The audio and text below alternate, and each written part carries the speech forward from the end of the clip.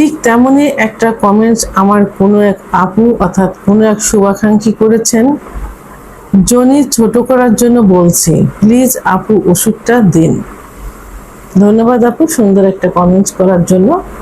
দেশের এবং প্রবাসের ভাই বোনদের প্রতি সালাম। আসসালামু আলাইকুম। আমি প্রভাষক ডাক্তার রিক্তা পারভিন, হোমিওপ্যাথি এবং আয়ুর্বেদিক চিকিৎসক।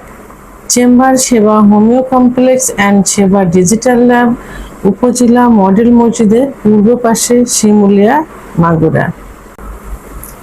আজকে এমন একটা কমেন্টসের অ্যান্সার করব যে কমেন্টসটা প্রায় প্রত্যেকটা মহিলাই করে থাকে এবং অনেক স্বামীও কমেন্টসটা করে থাকে। মহিলাদের কমেন্টস এমন থাকে যে তার যোনিপথ লুজ হয়ে গেছে, স্বামী স্ত্রীর ভিতরে সম্পর্কের অবনতি হচ্ছে, স্বামী সন্দেহ করছে, এমনকি স্বামী পরকীয়ায় লিপ্ত হচ্ছে, আমাকে ডিভোর্স দেওয়ার হুমকি দেয়, সে আবার বিয়ে করছে ইত্যাদি কমেন্টস এসে থাকে। স্বামীরাও এমন কমেন্টস করে থাকেন যে আমি দেশের বাইরে থাকি, আমার স্ত্রীর যোনিপথ লুজ হলো কি করে, আমি দেশে গেছিলাম, দেশ থেকে যে স্ত্রীর সঙ্গে সহবাস করে সুখ পাইনি, আমি তো সহবাস করিনি, তাহলে যোনিপথ লুজ কি করে হলো ইত্যাদি সন্দেহমূলক প্রশ্ন করে থাকে। আমাদের অনেকের ধারণা থাকে যে যোনি লুজ হয়ে যায় অর্থাৎ যোনিপথ লুজ হয়ে যায় অতিরিক্ত সহবাস করলে, অথবা বিয়ের আগে যৌন মিলন করলে যোনিপথ লুজ হয়ে যায়। কারণ এখনো বদ্ধমূল ধারণা যে বিয়ের প্রথম রাতে অর্থাৎ যেদিন বাসর করা হয় সেদিন যে সতীচ্ছেদ পর্দাটা থাকে, সেই পর্দাটা যাদের ফেটে যায় এবং রক্ত আসে তারা সতী থাকে, কিন্তু আসলে না। কারণ যদি একটু বয়স করে বিয়ে হয়, 18, 19, 20 বছরের পরে যে বিয়ে হয়, তাহলে কি সেই পর্দাটা কি একই রকম থাকবে? কারণ মহিলাদের সতীচ্ছেদ পর্দা বলতে যে যোনিপথ বন্ধ থাকে পর্দা দিয়ে, সেটা না। যোনিপথের চারপাশের যে ওয়াল, সে উপরের যে যোনিপথের উপরে সেখানে একটা পর্দা মতো থাকে চারপাশে।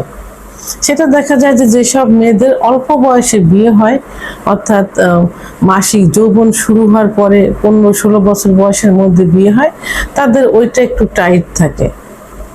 কিন্তু যাদের বয়স করে বিয়ে হয় এবং যারা স্কুলে খেলাধুলা করে, সাইকেল চালায়, এখনকার মেয়েরা তো আধুনিক, অনেক সচেতন স্বাস্থ্য বিষয়ে, তো এক্সারসাইজ ব্যায়াম করে থাকে, তো এইগুলো করলে এবং যদি একটু বয়স হয়ে বিয়ে হয় এবং যাদের ওজন বেড়ে যায়, একটু ওজন বেশি থাকে, তাদের কিন্তু এই সতীচ্ছেদ পর্দাটা কিন্তু আস্তে আস্তে কিন্তু লুজ হয়।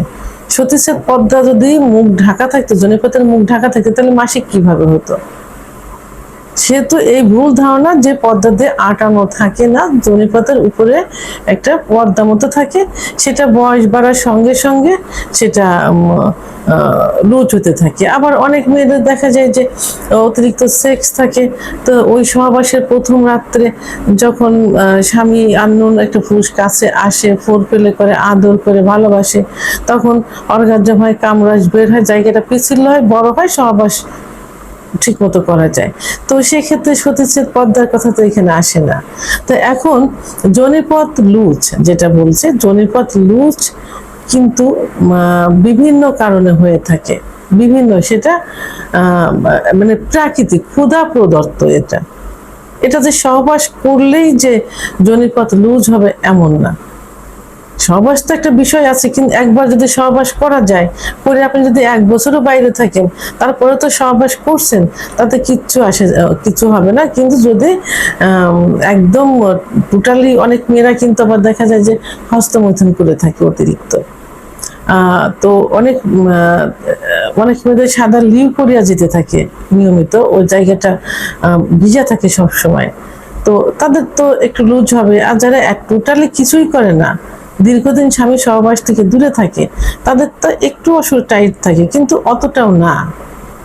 কারণ যোনিপথ লুজ হওয়ার বিভিন্ন কারণ, যদি কারোর নর্মাল ডেলিভারি হয়, অর্থাৎ প্রসব, বিশেষ করে যাদের নর্মাল ডেলিভারি হয়, আর নর্মাল ডেলিভারি হোক আর না হোক, বাচ্চা যদি গর্ভে আসে, এবং এখন তো সিজার করা হচ্ছে, সিজার তো আল্লাহ তাআলা তো ওইভাবে সিজার নির্ধারণ করে দেননি।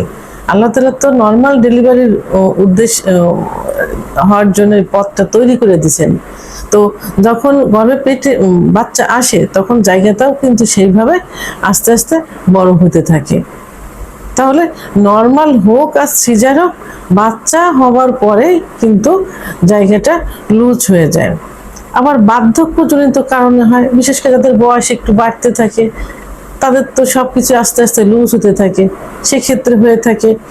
আবার ওজন যাদের বেশি থাকে, আমি আগেই বলেছি, ওজন বেশি থাকলেও কিন্তু যোনিপথ লুজ হয়ে যায়। হরমোনের পরিবর্তন হলে, বিশেষ করে মেনোপজের সময় যাদের মাসিক বন্ধ হয়ে গেছে, তাদের ইস্ট্রোজেন হরমোন কমে যায়, তখন কি হয়, তখন কিন্তু যোনিপথ লুজ হয়ে যায়। এখন যোনিপথ লুজ হয়ে গেলে সেই ক্ষেত্রে স্বামীরও আসলে বলার কোনো সন্দেহ করার, কি তাকে দোষ দেওয়া, তার ঘাড়ে মিথ্যা অপবাদ চাপিয়ে দেওয়া, এগুলো কখনোই ঠিক না।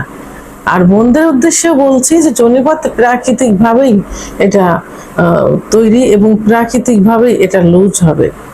তো সেই ক্ষেত্রে কিছু কিছু কারণ আছে, সেই কারণগুলো যদি নির্ণয় করে চিকিৎসা নেওয়া যায়, তাহলে কিছুটা টাইট হবে। যেমন যদি যাদের সাদা লিউকোরিয়া নিয়মিত যাচ্ছে, সাদা লিউকোরিয়াটা বন্ধ করার জন্য ওষুধ খেতে হবে।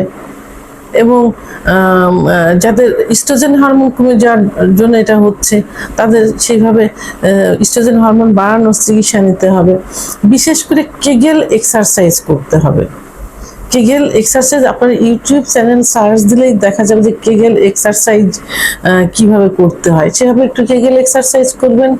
আর আরেকটা এক্সারসাইজ করবেন, সেটা হলো যদি আপনার প্রস্রাব চাপে অথবা টয়লেটের বেগ আসছে, আপনি ওয়াশরুমে যাইতে পারছেন না, তখন যেভাবে একটু চেপে ধরে, এভাবে আপনি কর্মস্থলে থাকেন, অফিসে থাকেন, বসে থাকেন, যখন যখন কোনো প্রস্রাব টয়লেটে যান, তখন ওই 10 সেকেন্ড মতো একবার চেপে ধরবেন, আবার ছেড়ে দেবেন। মানে প্রস্রাবটা চেপে ধরলেন, টয়লেটটা চেপে ধরলেন, আবার ছেড়ে দিলেন। এভাবে কিছু সময়, দিনে 3-4 বার, যদি আপনার চেয়ারে বসে এটা করতে পারেন, অফিসে আছেন, কোনো কাজে আছেন, তো তখন আপনার এইভাবে চেপে ধরবেন, আবার ছেড়ে দেবেন। মানে পোশাক চেপে ধরলে যেভাবে ধরে, টয়লেট চেপে ধরলে যেভাবে ধরে, ঠিক এইভাবে এই এক্সারসাইজটা করবেন।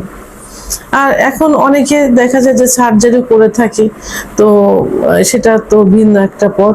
তবে সবচেয়ে গুরুত্বপূর্ণ, সব থেকে যেটা রেজাল্ট ভালো আসবে, সেটা হলো আপনারা একজন অভিজ্ঞ সম্পন্ন রেজিস্ট্রাকৃত হোমিওপ্যাথি আয়ুর্বেদিক ডাক্তারের শরণাপন্ন হবেন।